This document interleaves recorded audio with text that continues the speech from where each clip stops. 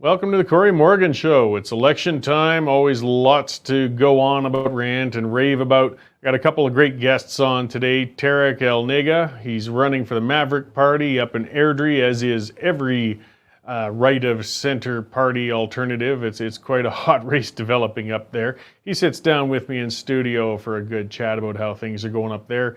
And I'll also have Franco Terrazzano from the Canadian Taxpayers Federation. The Liberals finally released their full platform today. Unsurprisingly, the Canadian Taxpayers Federation is not terribly impressed with it, nor should most voters be. To start with, though, this show's really coming along. We're getting some great equipment, great production out of James. You can look at my pretty face and more clear pictures and such, thanks to these things. And that's thanks to subscribers and members who've been coming on to Western Standard Online, taking out a membership, and supporting us so we can keep producing this content for you. The subscriptions have been going fantastic. Give it a try. There's a free trial. There's all sorts of columns, all sorts of original news content, stuff that's breaking. Get in there, take out a subscription. I assure you, after the trial period ends, you're going to carry on with it. It's a great value for your dollars. So I'm going to start something non-election, but something that's still just on the top of everybody's minds lately. Yes, the pandemic's going wild again. We're back in the fourth wave. NDP activist Joe Vipond is all over the news again, calling for massive lockdowns, shutdowns, locking people up, masking people up, shutting businesses down, the usual load of crap. At the same time, something that hasn't made nearly as much news has been Australia has given up on their COVID zero policy, the one that everybody kept talking to. This is the way we should do it. This is how we should do it. Australia, for 18 months, more than 18 months now, has basically imprisoned their citizenship. They've had whole states go into lockdown over single cases of COVID.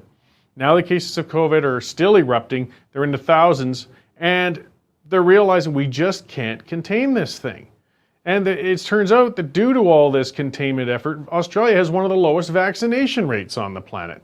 So they've castrated their economy, they've locked their people up, and they're in no better condition than anybody else in the rest of the world as far as this pandemic goes. Lockdowns are not the way to go. And as much as people are calling for them, we got people in City Hall in Calgary ranting and raving, leftist mayoral candidates and such, again saying the city should intervene because Jason Kenney hasn't jumped out and locked everybody up yet in the light of rising cases. Look at places with strong restrictions versus non-strong restrictions, mask mandates, lockdowns, social distancing, all that garbage, versus places that don't have all that in place. You know what? The curves look just the same. It's an indication of that vanity we have, I think, as humans, particularly in government, to think that we can just legislate our way out of a problem. If we could just crack down hard enough, we'll make that virus go away. We can't. It failed. Australia showed that. We've got to live with this thing. We've got to figure out how to deal with it. Kids are going back to school today, and I'm hearing the fearmongers going on. I listened to one ass clown on the radio going on, saying every single death is going to have to be laid at Jason Kenney's feet. Well, okay. I don't think Jason Kenney's going to lose sleep over that. So keep in mind, if you're sending your kids back to school today or this week or this month, the odds of somebody under 19 dying of COVID, we have 18 months of evidence now, odds of a kid under 19 dying of COVID are lower than the odds of dying of a shark attack swimming in the Bow River, because it's zero. This plague, this thing that has put the world on hold for this long, in a province of 4.6 million people, has only killed, which is terrible, I don't want to understate that, but we're talking just a bit over 2,000 people. Guys, this is not as big a deal as we're making it out to be. It is a big deal, but we're exaggerating it, and our response is so grossly overblown at such a cost. And of those thousands who died, it's well established the vast majority of them were over 80, and they had pre-existing conditions. This is a disease that we should be thankful for, that leaves our kids alone. And remember, 0 children died. They've got a better chance of being abducted by aliens and probed to death than dying of COVID. And it tends to basically kill the already dying. The Delta variant apparently spreads more, but it doesn't necessarily have outcomes that are much worse. And I'm not one of those people saying that the pandemic doesn't exist or that we should do nothing, but the overreactions aren't doing anything either. So let's try a reasoned approach. I know that's a crazy thing to ask for, but let's drop the hysteria, drop the partisanship, take a close look at the stats. The stats are in now. It's not like March of 2020 when we really didn't know what we were facing. We got a pretty good idea what this thing is now. We're not sure how to defeat it. We don't know if we'll ever defeat it, but we know a lot of things that don't work. And these lockdowns and all that, they don't. I listen to these fools. I mean, I got some people really misinterpreted. Twitter's a tough place to put that out. But, they talk about, you see, we have this rolling lockdowns up and down. It's bad for business, this and that. But what they're saying is we should have just been locked down all the way through and it wouldn't have been bad. What do you mean? At least for having our businesses open for periods during the summer and hopefully open as long as possible was better than nothing. It got them some revenue. It got people out of their homes. And I'm sorry, but it wouldn't have mattered if we stayed shut down because this fourth wave was coming anyway. The stats are showing that. The places that keep restricted aren't doing any better. So we just have to face that. Now, I do have to speak now again, not just our subscribers who help us out and keep us rolling here, but our sponsors as well. We're not getting money from the government. We get money from advertisers and subscribers. So the CCFR, the Canadian Coalition for Firearms Rights, they've been a sponsor for us for quite some time. And we got to remember in this election, you heard all those ads before it started. The Liberals were patting themselves on the back for legalizing all sorts of perfectly legal firearms, even including paint guns and things such as that. Well, the CCFR is taking the government to court on your behalf and pushing back because we got to stand up for our rights or they will take them away. Our rights to property, our rights to enjoy firearms responsibly. So check them out, firearmrights.ca, and check out why join. And you'll see why you should be supporting these great sponsors, what they're doing for you, and how it helps you out. Now I'll get on to my next guest, Franco Terrazzano. He came on, he's in Ottawa now, he's the National Director for the Canadian Taxpayers Federation, and he's going to talk to me for a little while about where every party's standing on potentially paying down the debt and the Liberal release of their full platform today. All right, welcome back to the show, Franco, all the way from Ottawa. You're still surviving your movement into the center of the cesspool there. Busy political day. The Liberals finally released their platform, and I saw the Taxpayers Federation's release on it. It sounds like you're not terribly happy with where they're going. No, we're not happy. I mean, all we're hearing from the Liberals is borrowing more money, spending more money, but we're not hearing a peep from the Liberals on when they're going to balance the budget. And Cory, remember in 2015, when Trudeau was first running for Prime Minister, he told us he would balance the budget in 2019. Well, he missed that by a country mile. Instead, he ran up big deficits. And in this platform, we don't see even one reference to when the Liberal Party would balance the budget. I think right now taxpayers have every right to be concerned that the Liberal Party may never balance the budget. Well, and I mean, eventually I would think you'd have to set a goal or a plan or even play lip service to it, but they aren't even trying, are they? No, they're not. They're not paying even lip service to balancing the budget. I mean, really what we're hearing from the Liberal Party only is that they want to keep the debt to GDP ratio constrained and moving downward, right? But even at the Liberal Party's own platform, the debt to GDP ratio is moving down slightly, but it's still well above the ratio that it was pre-pandemic. Right. So we are still very concerned about that. And here's essentially what the Liberal Party is doing. They're essentially betting the farm that the economy will constrain the debt problem. But Cory, what happens if reality isn't that rosy, right? What happens if Canada stumbles into another downturn even after COVID-19? What happens if interest rates spike? Right now, what the Liberal Party is doing is extremely reckless with even more borrowed spending, and they don't want to get off the runaway spending train. Yeah, well, we just saw a report, I believe it was yesterday, that came out that the second quarter in Canada actually showed economic contraction, contrary to what all the economists had been predicting. So, I mean, betting the farm, as you said, on economic growth is kind of a pretty risky play right now. Yeah, and here's the thing is that we're not seeing anywhere from the Liberal platform or the Liberals in general just where they're actually going to reduce some spending and save some money, right? Instead, in this Liberal platform, we are seeing $78 billion worth of new spending. And Cory, the thing that we have to remember is that even before COVID-19, the federal government was spending all-time highs. Now, let me just rephrase that. In 2018, before the pandemic, the federal government spent more in that year than it ever did in any single year during World War II.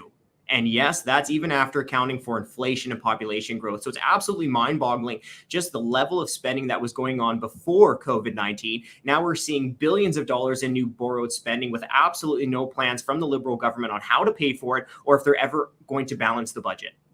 Yeah, it's definitely worth noting. We can't just blame everything on COVID. This trend was happening before the pandemic slammed us and changed everything. And we can't keep spending with these levels of COVID spending forever. I mean, at some point we got to start backing off. Yeah, and there's a few reasons why we have to. I mean, first, I think one of the key issues in this election, as it should be, is the cost of living, right? It seems like the cost of living is always going up. Well, taxes play a huge part of that, but we should also be worried about the type of tax burden we're going to be facing in the future, right? And that comes right back down to the government debt. The federal government is already more than $1 trillion in debt, which means that each Canadian owes about $29,000 in federal government debt, right? And that one way or another will have to come from taxpayers if these politicians don't tighten their belts, whether that's through taxes today, taxes tomorrow, or the inflation tax. But Cory, here's where it gets really scary. The Parliamentary Budget Officer, they project that under the Trudeau government status quo, we wouldn't see a balanced budget until 2070. And that was even before all of this new additional spending we're seeing from the Liberal Party. And if that status quo were to happen, where we don't see a balanced budget until 2070, the debt per person would rise to $67,000. So just think of the type of Canada and the type of government bills that we're going to be leaving to the next generation if this Liberal government or whoever is the next government doesn't actually rein in the spending. Yeah, we talk about how it's impossible for young people to save enough for a down payment to buy a home, but when they're already carrying and will be carrying down the road over $60,000 in debt each on their heads, it's a little hard to build some equity in much of anything else. Yeah, no kidding. I mean, even during COVID-19, even during the pandemic, the average Canadian family paid about 36% of its budget to taxes, right? Think of all the taxes that we're paying: income tax, sales tax, property tax, fuel tax, carbon tax, right? And the tax burden for the average family, even during COVID-19, was more than what the family spent on the necessities like food, housing, and clothing combined. Well, I mean, we know where the Liberals are. It took them a while to release what they had for a budget and spending plan. What are the other parties laying out for in light of our economy and our debt? Yeah, well, let's start with the New Democrats. Let's start with the NDP. So they released their platform commitments even before the election really got underway. And what we see from the NDP is taxes here, taxes there, taxes everywhere, right? That's all it looks like they're trying to do is raise taxes. They're going to be raising income taxes, raising business taxes.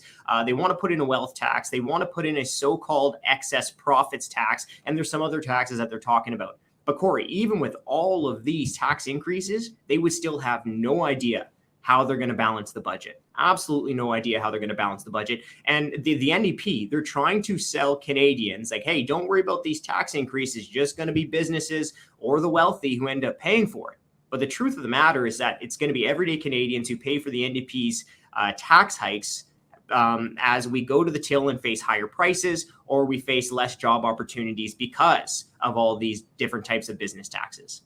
Yeah, well, those Robin Hood approaches of tax the rich and playing the politics of envy, I mean, it's nothing new. It's kind of true to the way the NDP are anyways, but wealth taxes have been tried in a whole number of nations over the years, and almost always the country ends up reversing it because it doesn't bring them the revenue they found, and it does more damage to the economy than it's worth.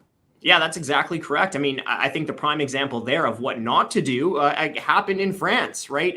Fortunately, they eventually reversed course and repealed the wealth tax. And the reason they ended up saying no to the wealth tax is because, well, it chased away many residents and it chased away billions and billions of dollars in assets. And Cory, I think all of us have economic recovery top of mind, right? We all want to get the economy firing on all cylinders again. Well, I think the worst possible thing that we can do in a situation, especially right now, is to be taxing more assets out of our economy. Yeah, well, and those big businesses and those corporations that the NDP don't like, they are the drivers of the economy and the employers of our people on the ground in reality.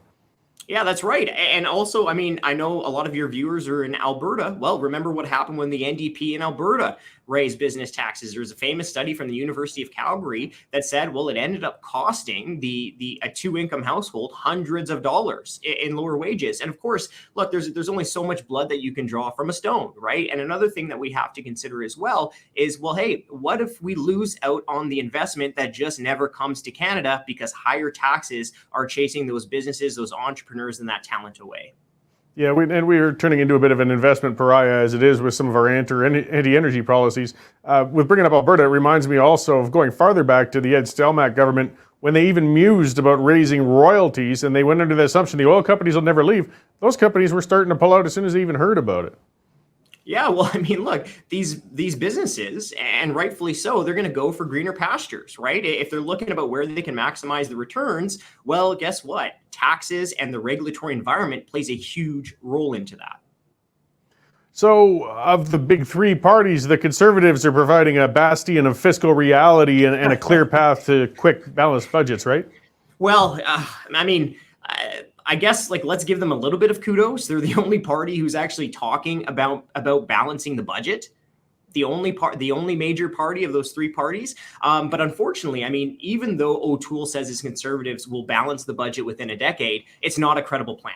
It doesn't have targets where they're actually going to meet the deficit reduction. It barely includes any ways that a conservative government would find savings, and it's not even costed. So essentially, Cory, what O'Toole is saying is, hey, trust us, and in a decade, we'll have done something good. Yeah, I read the Conservatives' press release on that the other day. It was just kind of like five buzzword-laden statements in a row, but no specifics whatsoever on how they're going to achieve any of those things. They're just saying, we're going to balance it, and we're going to somehow stimulate the economy in order to do it. Yeah, they released a balanced budget plan, but forgot their balanced budget plan. That is unfortunate. I mean, I know detail is difficult, but maybe we could help them along with it. You've laid out things before for us. Because that's the thing the Conservatives are afraid of. Nobody wants to admit that we need to cut somewhere. Yes. But that's just the reality. So where can we cut? Yeah, well, we absolutely do need to. There absolutely are places that we need to find savings. And you know what? I remember before April 1. On April 1 is when members of parliament all get pay raises. I remember going back and forth with members of parliament from all different parties. And one of the things I heard was that they agreed that members of parliament should not be pocketing pay raises during COVID-19. But Cory, what happened? All of our members of parliament took not one, but two pay raises while millions of Canadians struggled through the lockdowns and the pandemic. Well, this platform would have been the perfect opportunity for the Conservatives to say, hey, when we're in government, we're going to reverse these pandemic politician pay raises. But Cory, do you see that in the Conservative platform? I sure don't. And let me just dive into just the lack of savings that are in this Conservative Party platform. Really, there's only two ways that we're seeing where they're going to find savings. They say they're going to end the $600 million media bailout. Okay, good stuff there. And then they say that they're going to make the bureaucrats do more working remotely. So essentially, that's it. That's their plan to balance the budget, right? One Zoom call at a time. So, I mean, look, you do have to give kudos for the Conservative Party for at least talking about balancing the budget and saying, hey, we want to balance the budget by this day, which is 10 years, a decade from now. But I mean, when you really look at it, the O'Toole plan is very similar to the Trudeau plan in the sense that they want to rely on economic growth, right? But what happens if reality isn't as rosy as we've already discussed? Will the O'Toole Conservatives eventually find some places to save some money, or are they just going to let the debt balloon? Well, and as you pointed out, you'd think it'd almost be safe ground for O'Toole to say, look, we'll take a haircut ourselves. We're members of parliament. We're paid very well. We got a fantastic pension. We can lead by example. We know it's only a drop in the debt bucket, but we'll take our cut. And at least with that, for one, it sells well with voters, but for another, it tells us they'll have the higher ground when they start to ask for cuts down the road. And if they aren't willing to even take that on themselves, though, then I don't think they might have appetite for making any savings pursuit if and when they win office. Well, you hit the nail on the head right there, Cory. And even more importantly about them having the will, it's, well, are they going to have the moral authority to go to the bureaucracy and to the departments and ask them to find some savings, right? It's going to be real difficult for a politician to ask their bureaucrats to take a 5-10% pay cut when the politicians themselves just pocketed 2 pay raises during the pandemic. Yeah, so... Well, you're going to be keeping on them for the course of this campaign. What's the Taxpayers Federation up to in the next couple of weeks?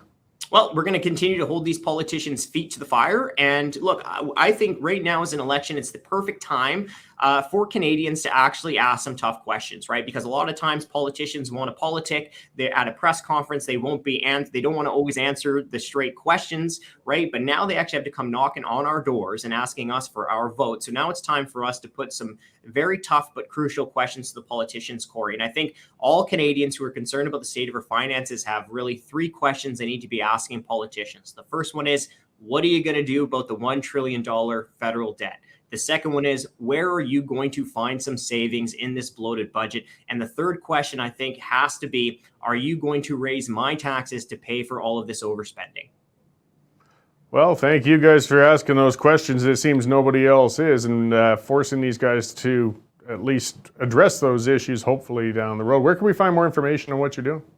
Well, please check out taxpayer.com. We've got a newsroom there with all of our articles and news releases. We also have petitions that you can sign, so please do share that with your friends and family as well. But also check us out on social media and Facebook. Easy to find there. Just search Canadian Taxpayers Federation. Right on. Well, thanks for joining us again and bringing us up to date, Franco. I'm certain we'll be talking again soon. Keep up the good fight out there. Hey, my pleasure, and thanks for having me on, Cory. All right. Well, there we have it from Franco. If you're a fiscal hawk, if you're expecting balanced budgets, if you're looking for responsible federal spending, I'm afraid you don't have a lot to look forward to. We do have alternative parties, though, and I'll be introducing one in a moment. But actually, I want to also speak to and thank our other sponsor today, and that's the Resistance Coffee Company. They've been sponsoring us for some time now, resistancecoffee.com. And you can check these guys out. They got all sorts of great names for their coffee. They're the unwoke coffee company. Coffees like Liberal Tears, Empty Promises. Yet, despite the kitschy names and so on, it's very good quality coffee. They ship right to your house. It's good stuff. Resistancecoffee.com. And they give 10% of every one of your purchases goes towards causes that support your rights. The opposite of those woke businesses that throw it towards, businesses or I should say organizations that actually want to put you out of work and shut you down. 10% of it's going to go to things like the Justice Center for Constitutional Freedoms and things like that. Plus, if it's your first order, if you put into the promo code Western Standard, all one word, you'll get 10% off that purchase as well. So, 20% of your purchase is going to good causes and a discount in your pocket, and you're going to get some good coffee. So check them out, resistancecoffee.com. They're our sponsor. Now, my next guest is Tariq Elnaga, and he's a very interesting young fella. He's out running for the Maverick Party in Banff-Airdrie, and that's been a really hotly contested little spot. It never really has been historically. It's just a massive conservative stronghold. But now it's turning into the focal point for the Maverick Party, for Maxime Bernier's PPC. He's already been there. He's probably going to be making another appearance there. And Derek Sloan has jumped out of the woodworks and parachuted in from Ontario, and he's running out there. Not to mention a few other candidates. They've actually got 9 candidates running there. So they're putting everything they can into it, though, and it's an interesting one to watch. I think some of these new parties might be able to make a mark and really make an impression on some voters. So I had a fantastic conversation with Tariq, and he lays out why he's campaigning and what he's looking to accomplish. All right, well, thank you for joining us in the studios here, Tariq. We're getting more and more people coming in as we expand, and I know it's busy during campaign time. We appreciate you taking a break to come out and speak with us. Thanks for having me in the studio. Thanks, Cory. No problem. So, before we get deeper into your race, we'll find out a little bit more about you, though. So what has drawn you? It takes a certain kind of masochism to want to go into the political arena and run for office, but there's usually a good reason a person feels driven and feels that they're going to contribute something towards that. So why have you decided to run in Banff-Airdrie? You bet. So I live in the riding, and I've lived there for well over 9 years, and the Western way of life has really attracted me in. And I found over the last year or two, I found myself being pretty frustrated, obviously with Justin Trudeau, but also a complete lack of representation on the Conservative side. And I told myself, you know what, I could keep complaining, I could keep posting on Facebook how upset I was, but that wasn't going to change the situation. And one morning I told myself, I need to engage within the system or just shut up. And I told myself, no, I have to be engaged. Yeah, well, and regionalism is certainly familiar territory for me, and the frustrations with our system and Ottawa and such. And that's a lot of what Maverick was formed to address. But there has been recently some ambiguity from your leader, Jay Hill. Is the party considering secession as an alternative down the road, or is this an albatross? Is this a problem? No, it's not a problem in any way. I think our foundation as a party is laid out very well, is our 2 tracks. So first track is to bring back provincial autonomy to the West, and that lays the proper foundation for independence. And then based on what not just our members say, but based on Western Canadians say, it's not what Tariq says. And if Western Canadians want independence, then we will push for independence. It's not something I'm afraid of. Yeah, no, and I understand that. It's something I've talked about in the past too. Is like if you with the Separation Party of Alberta, that was kind of an attempt actually almost 20 years ago to say, well, we're going to be fully in your face. There's no bones, no doubt about it. This is all we're about. This is what we're going to pursue, and they got annihilated. It's people are looking at independence. They're considering these things. It's certainly growing, but it's not at that point of being in your face. But I mean, to rule it out would also be, well, we're just another exactly soft party. Exactly. So no, we're not ruling it out in any way, and we are very much in favor of it. But the right way to do it and to bring really both folds is you have Western Canadians who want their voice represented in Ottawa and want provincial autonomy because, well, I mean, today is pretty appropriate. Today's Alberta's birthday, right? And 116 years we've been almost a colony of Eastern Canada with our resources being taken, but now our money gets taken, but not our resources. So I look at it and I say the first step is to now bring back provincial autonomy, manage our own money, be a voice that is exclusively Western. And if that is not enough, then a push for independence would be the next logical step. And you're right, I've met people at my town halls where they are for, like they tell me, let's go separate tomorrow. And that's all right. And then there are members who say, you know what, we're still attached to the Maple Leaf, but we have no attachment to Ottawa. So get us out of Ottawa. Right? So you see both sides of the party. Yeah, well, and people still feel a strong connection with the nation, with its history. They have family across it. I mean, it's not as cut and dry, and I know from decades of working in it, but I personally, I mean, I just feel the system's broken too, and we're going to eventually end up there perhaps. But so, I mean, to go beyond that then, you've got quite a diversity of candidates going on in your riding, which is unusual. The Conservatives won with over 71% support in the last election in 2019. It's definitely solid Conservative territory, but now there's 9 candidates vying for it. I mean, we don't see this very often in a general election, particularly when there's such a strong incumbent. Absolutely. So I'll say this first to start. That's the beauty of a democracy, and I'll always want to celebrate that because I'd rather you had 9 options than 1, right? So it's something to celebrate.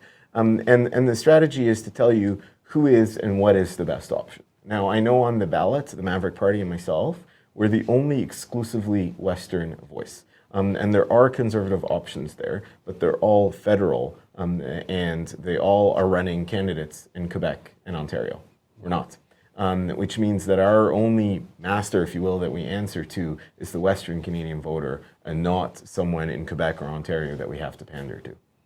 So Derek Sloan is one of those, he's running as an independent. He didn't get a party registered in time. He did basically ask or demand almost that yourself and the PPC candidate and the others step aside, saying he's the only one capable of winning. I imagine you might have a response to that. So I'll say one, it's not how a democracy works, right? So we all, I'd say, you know what, if he wants to get into the competition and into the fight now on the ballot, great, the law allows that. And prove to voters why he's the best option. But for any of us to step aside is not how a democracy works. My job is to go out and give the Western voter the best reason why an exclusively Western voice is the best for them. And I look at Derek Sloan and a number of other competing parties as well, all of them right of center, still are running candidates in Ontario and Quebec. And we're back to Eastern politicians telling us Westerners what to do. Yeah, well, and the PPC, for example, they are running close to a full slate at this point. I look farther back, though, to Jay Hill, and he was with the Reform Party, and eventually they morphed into the Conservatives, and we kind of lost everything we'd built in the first place. But at the same time, Maxime Bernier said that Jay Hill is a muppet for the Conservative Party. We're getting quite a little micro battle going on out there in Airdrie. Banff-Airdrie. So I'll say this: I'm not one to call out names on any of my competitors. That's childish. So I'm not one to call out names, and I truly look at. And you talk to Jay and talk to a number of Reform Party members, or former members rather, and they'll tell you if there's one thing they would have done differently is never merge. And that's why we were saying this right out of the gate, is the Maverick Party will never merge with an Eastern party, will never run candidates east of Manitoba, because then we dilute a Western voice, and that's where we absolutely are. Now, you're absolutely right. The PPC are running candidates in Quebec and Ontario. Now, the question I ask, not just for the PPC, but for any party that runs candidates east of Ontario, and we see this with the CPC right now. Like, I still see the strongest competition, and you mentioned this, Cory, is the CPC in the riding. It's not the PPC. It is not Derek Sloan, but we've been voting for the Conservatives for well over 40 years in that riding. You're absolutely right. Stronghold, well over 70% of the vote. Now I look at it and I say, in the last 14 days, what concessions have Erin O'Toole made to Quebec? Whether it is pushing for a single report tax return, a $75 million support for their heritage fund, a 9-point contract that gives them independence and autonomy on things like immigration, language rights, etc. I'm like, well, where's Alberta's deal? Because what he did do was, during Calgary Stampede, he came by and said, I'll give you a $4 billion refund on your equalization. Well, that's like me asking you, give me $20 and I'll give you $4 back. On top of that, and this was pretty shocking on Monday, he said, here's my climate plan, which includes a carbon tax, and anyone that doesn't agree with it is out of my caucus. Now, all of these concessions are done because the system, it's 231 seats east of Manitoba, and Manitoba West is 107 seats. So you're going to have to pander there. And any party on either side of the aisle that runs candidates east of Manitoba is always going to have to pander to a Quebec voter and an Ontario voter, whether they're Conservative or whether they're Liberal. Yeah, well, and something for people, I mean, I should point out that, they'll say, well, what's the point of running for a party that can't form government? But I will look back, the most fiscally conservative government we had federally was the Jean Chrétien Liberals, with the Reform Party breathing down their neck on the right. Yep. And there's no doubt that the Liberals were not that eager to balance the budget or cut spending, but they had to answer to that voice of opposition that was pressuring and pushing. So I just wanted to bring that up. Like, it's not a wasted vote to get somebody in even if it's a party that doesn't form government. You're bang on. So I'll give you the easiest real life today example. Is the Bloc Québécois. So there's 31 seats in the House today, 10% of the House almost, is managed by a party that only cares about one province. And I remember Yves Blanchette in the federal debate said, I'm never going to form government, I'm never going to become prime minister, but I have one target. If it's good for Quebec, it's good for me, and I'll work with any of the four of you. And he pointed at all the federal leaders and said that vote for the interests of Quebec. Well, that's what the Maverick Party is looking at. We have one lens, and the job and the premise is incredibly uncomplicated and beautiful, is if it's good for the West, it's good for us. And right now, we're not getting that representation from the CPC. We're a CPC stronghold in the West. We're their base, and they've said, well, you're going to vote for us anyway, and we're going to get your vote out of fear rather than earning it. I look at now all the Western CPC MPs. They've been silent on the carbon tax. They haven't been out campaigning. They haven't been out working hard. They have a couple of pictures putting in signs on lawns, and that's about it. But truly, have they spoken on exclusively Western issues? They haven't, because it comes at the detriment of their roles, and it comes against what their boss is saying and what Erin O'Toole is saying. So, to your point, now the ideal scenario, and I'll talk about this, and we have gone on the record. I've said it online. Jay has said it, and many of our candidates have said it. Is the ideal scenario, statistically and realistically right now, as much as I've been harping on Erin O'Toole, is there's only one of two prime ministers that we could see in 21 days, or in 20 days rather. Is it either Justin Trudeau, which we hope we don't, or Erin O'Toole?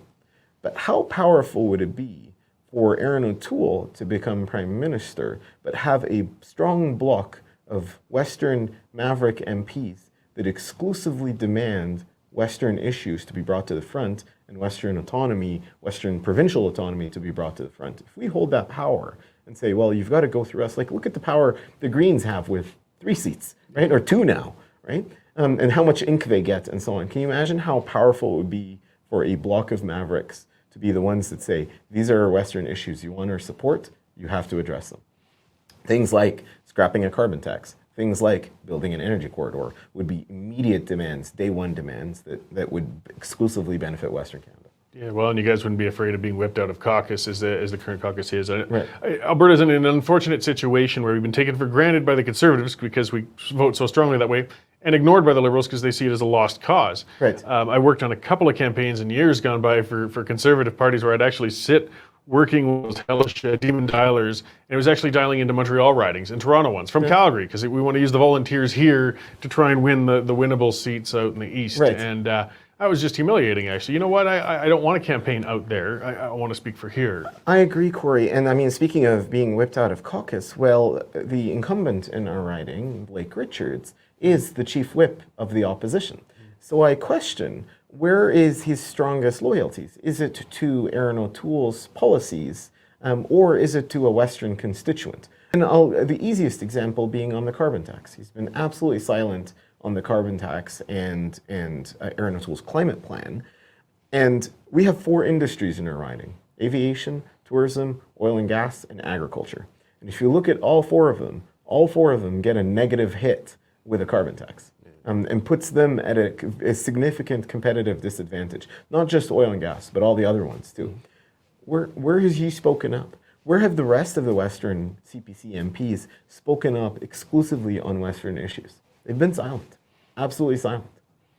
Well, it'll be interesting to see, and I'm glad you're bringing those perspectives into a campaign that normally wouldn't even have talked about it whatsoever. Not that Mr. Richards is such a bad person by any means, but he would have happily, I'm sure, stayed at home and just let this run its course, or help campaign in the East, and you guys are making him work for it.